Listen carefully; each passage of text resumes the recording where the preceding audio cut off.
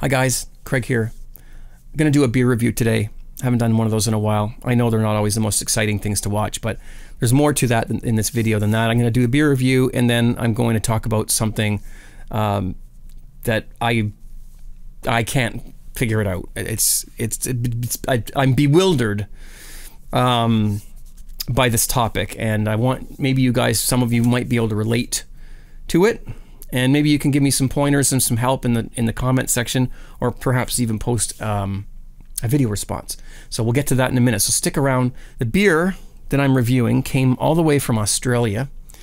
There's the flag. He sent me a flag. This is from TheGentleArts. I'll put the name at the bottom of the screen. Affectionately known on Justin TV, some Justin TV circles as the Gentle Farts. But that's just, and he's a good sport, and he doesn't mind that at all. So he's a wonderful fellow, and he sent me 3 beers, and one of them I'm going to do a review on today. And he also sent me that Australian flag. He sent me this Blue Tongue Premium Lager, which I've already drank. I believe this one I did live on Justin TV. So there's the bottle. He also sent me this Bee's Knees honey wheat beer. Sorry, it's weird text there, hard to read. So there's the label on that, and he sent me that. And that one I drank just by myself. And this one here is an IPA. What does it say? James Squire. My eyes are horrible. Okay, I'm just looking to make sure that you guys can see that. It's an IPA. Okay, just got it out of the fridge, and we're going to open it up. So thanks, TheGentleArts. I really appreciate these. Aha. Oh, it's nice and clean. Smelling, I can't wait to rip into this beer.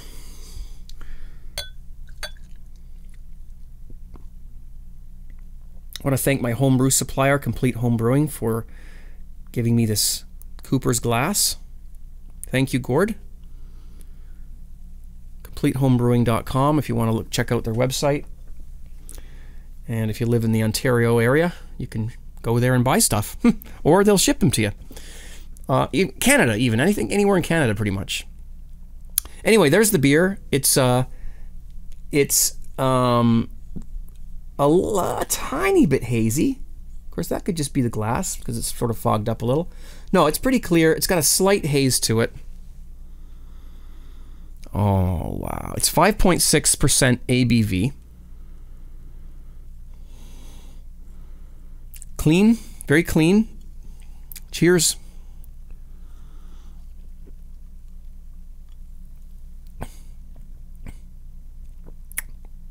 Whoa, man, it's a good beer. Wow, it has kind of a,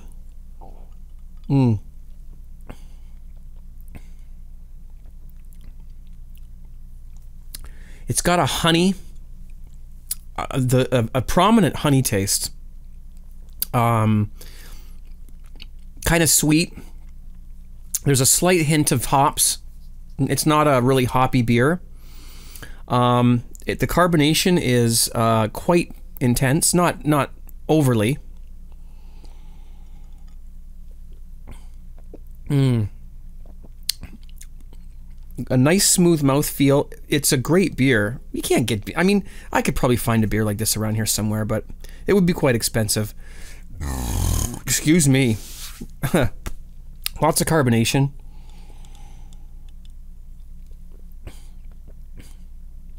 A lot of malt background. That honey taste is there. Beautiful round flavor all around from start to finish. Doesn't have a sharp hop profile. It's not really bitter.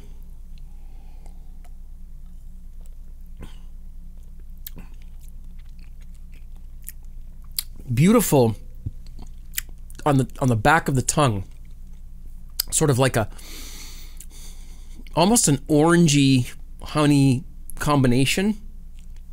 Okay, very good, very good. Thanks, TheGentleArts. I'm going to enjoy this beer while I talk about my topic of the day that I'm going to discuss. It's got me kind of baffled. It's got me a little upset, and maybe you guys can shed some light on it. Cheers. Mmm.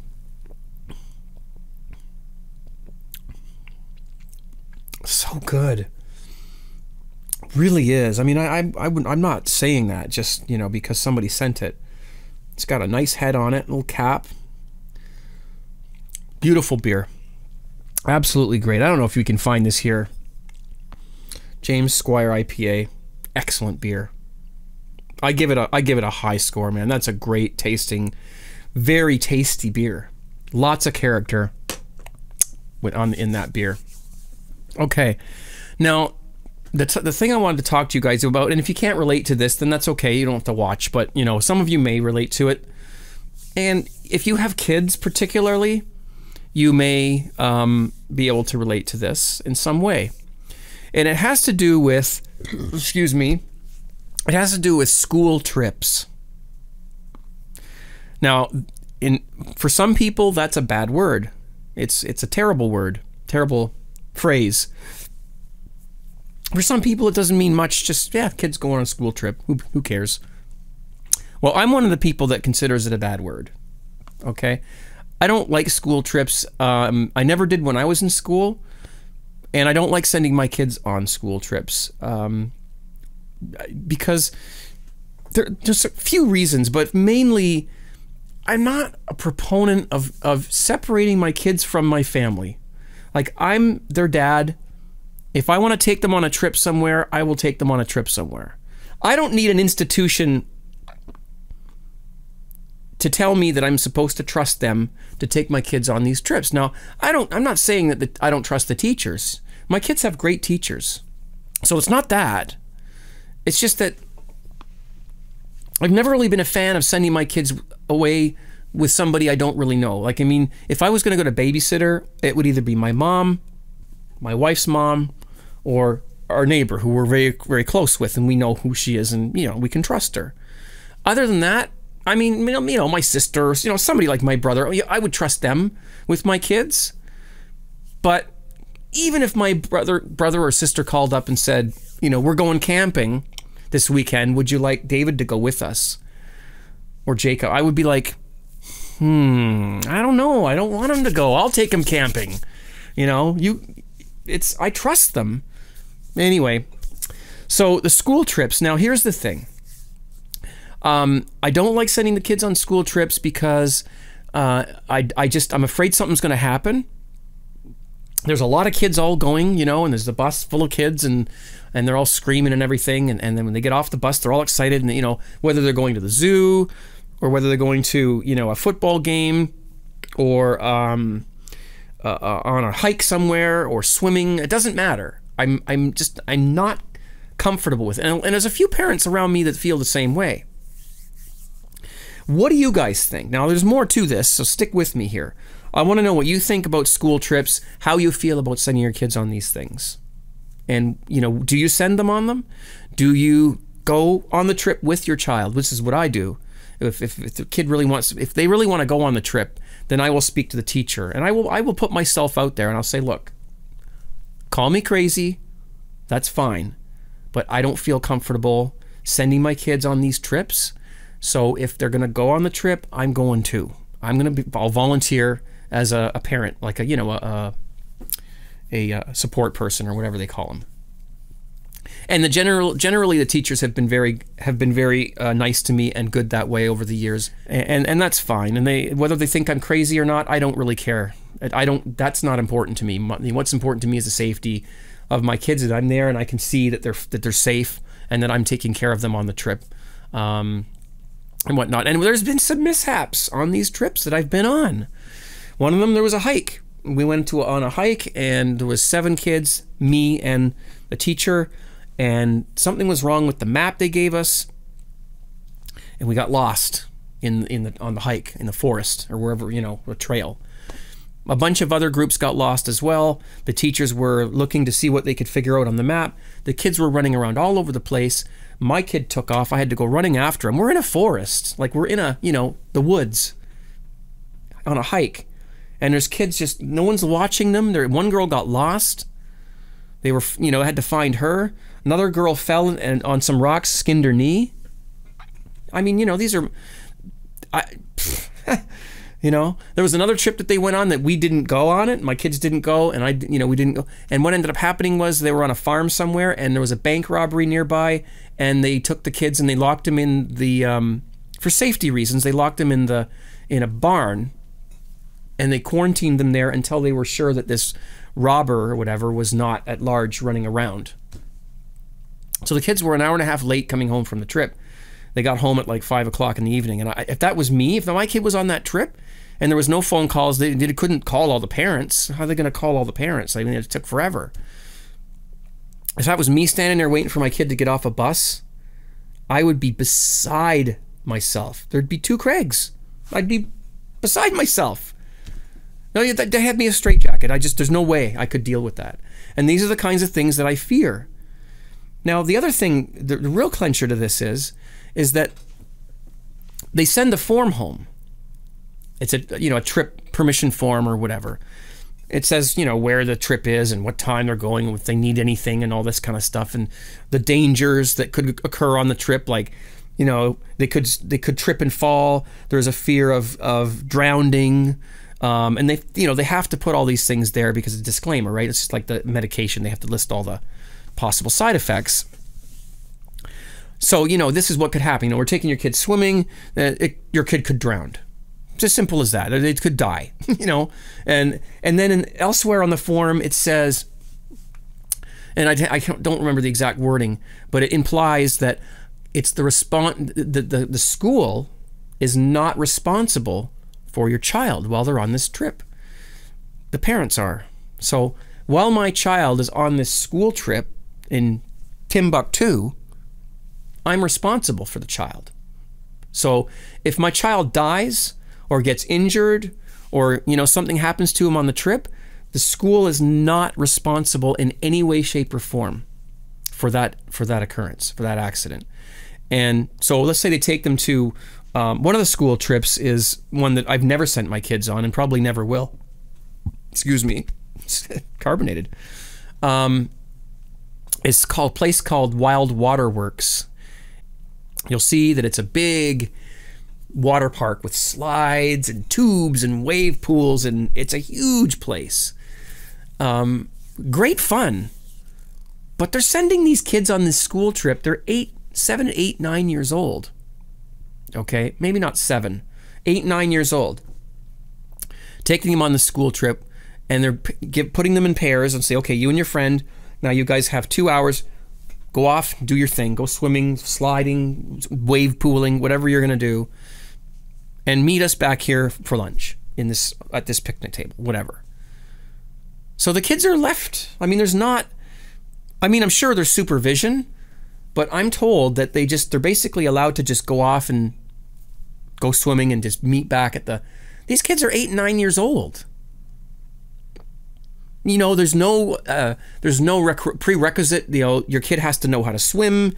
There has to be a swimming certificate, or, you know, anything like that. They must wear a life jacket, or they must have water things, or, you know, none of that. Just send your kid on a trip, sign your life away, tell us that you're responsible for your children, not us, and then we'll do the rest.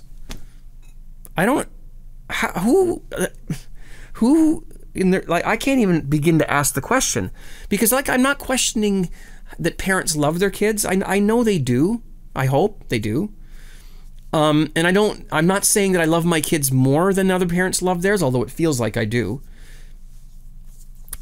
But I can't understand what parent sends their kids on a school trip like that, signing their child away.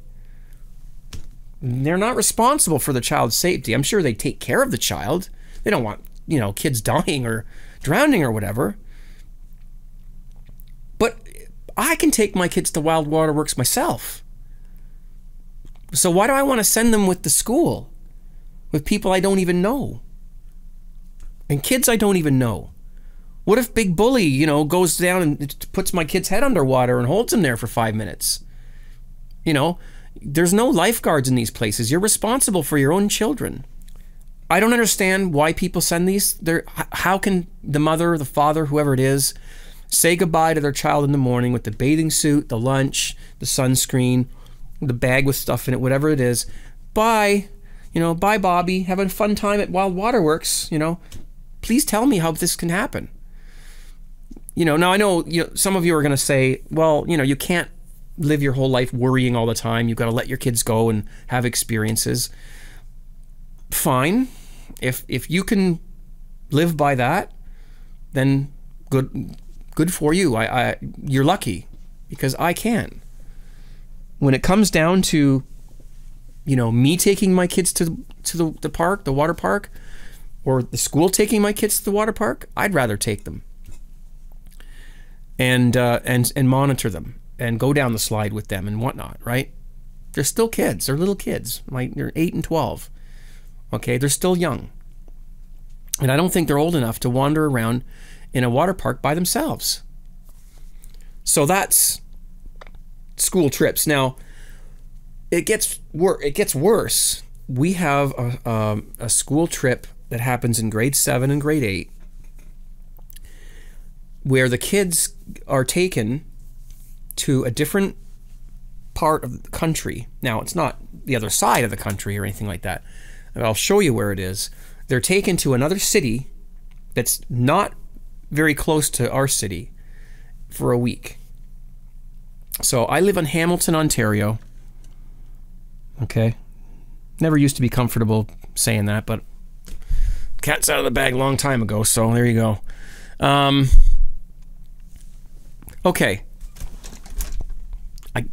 Just look. Just tell me if you'd let your kids go on this trip, okay? I know I'm getting a little worked up here, but okay. Here's the Great Lakes. You know the Great Lakes, okay? Here is our lakes. Lake, what does it say there? Lake Erie. Sorry, I forgot. Lake Ontario, Lake Erie. Okay. Now these aren't small lakes. These are, if you can see, if I just pull back, there's Florida, there's the United States, there's Canada, you know, there's North America there. Okay. And I'm just going to pull in a little bit and just show you the lakes. There's Lake Ontario. I'm going to show you where I live, basically my city. And you can look this up yourself when you get the sort of an idea where I'm going here. Come on. So there's Hamilton right there. Okay. It's not a small city. It's not a huge city either, but it's not tiny. Hamilton, Ontario. Up here towards that direction there is Toronto. And down, you know, down a little bit, you've got the, you know, Niagara Falls is over here, and you go down in the United States. So they want to take my kid at 12 years old for a week. The school wants to take my kid for a week all the way to Ottawa, Ontario. Hamilton, Ontario and Ottawa, Ontario are not next to each other by any stretch of the imagination. Hamilton's here. Ottawa is all the way over the other side of the lake and all the way up. I gotta zoom out. All the way here. There's Ottawa, Ontario. So Hamilton, Ontario is here. It's a little teeny weeny little speck. They'd have to drive all the way along here, all the way up to Ottawa, Ontario. Whoops, my mouse isn't working here. Oh, sorry, right up here. That's a long way. That's about I'd say a 6 to 8 hour drive on the bus to a place that I've never been before. My kids aren't going. But you should see the list of kids that are. Parents are just, yeah, go. Yep, great. Send them. Bye. A week? Sure. Gone. Bye. Take care. What the hell? Like, I don't understand this. Okay, this is what I don't understand. You need to tell me how you can allow your child, 12 years old, son, daughter, whoever, to get on a bus with the school when they're not responsible legally for your children. says it right on the paper. Take them all the way, I don't know how many hundreds of miles that is. I think it's 300 miles. Maybe you guys can like fill me in on how this is done. Like, how do you sleep at night when your kids are, and of course other parts of the, you know, world are gonna, do you guys have in the States, in your state, or in your part of Canada, or in Australia, or England, or wherever you live, do you have these school trips where they take your kids for a week and to another part of the friggin', you know, state or province or whatever? Because if you do, and if you do let your kids go on that at 12 years old, please explain to me how you're able to do that, because I cannot. How do I know that if, let's say I have a daughter, she's 12 years old, she's going on this trip, because a lot of them are, there's a list you should see. Like, the school will be empty practically for a week. 12-year-old girl, 13-year-old boy who's in the next grade up. How do I know that he's not some sort of weirdo? And they're 300 miles away. It's not like they can run home. You know what I mean? Like, I don't understand it. So, can you guys post a video response and let me know what you think about this? I'll make sure that the video responses are open, so you can just put them. You won't need my my approval for it. You just put it on there. Tell me what you think about sending your kids on any kind of school trip, whether it be across the street or whether it be 300 miles away for 7 days or 5 days or whatever it is. Okay, I'm rambling. I'm sorry. Post a video response or a comment down below. Let me know what you think. How do you handle these things? Do you let your kids go on these trips? And if you do, why do you let them go? Why do you put them at risk like that? And how do you cope with it when they're gone? Okay? Thanks a lot for watching. And thanks, TheGentleArts, for this nice beer. I'm really enjoying this very, very much. Thank you to Complete Home Brewing Supplies, or CompleteHomeBrewing.com, for this nice Cooper's glass. Cheers. And beers. Thanks, guys. See you next time.